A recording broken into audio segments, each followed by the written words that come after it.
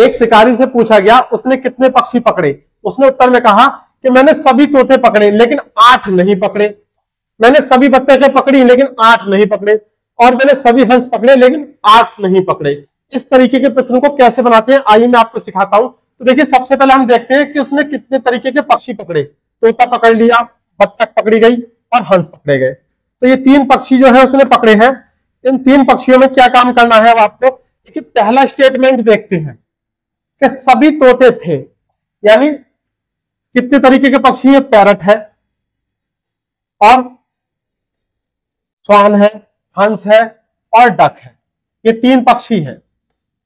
अब देखिए पहला स्टेटमेंट देखिए सभी तोते थे लेकिन 8 नहीं थे, तो 8 और चीजें होंगी। तो 8 क्या क्या होंगी, स्वान और डक। क्या है, सभी तोते थे लेकिन 8 नहीं थे, तो 8 में क्या चीज होंगी, स्वान और डक, वो 8 हो गए।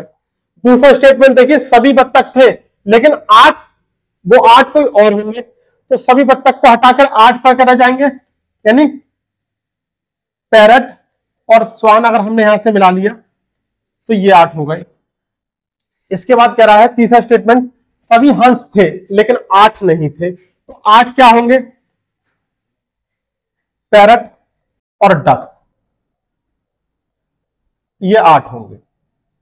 अब देखिए यहां पर ये हमारी 3 इक्वेशन बन गई, हम इनको ऐड कर लेंगे। तो देखिए 2 हंस हो गए ये और ये, 2 डक हो गए और 2 ही पैरट हो गए।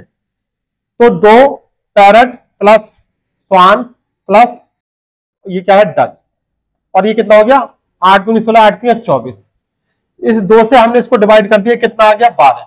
यानी टोटल पक्षी उसके पास कितने आ गए निकलकर, 12।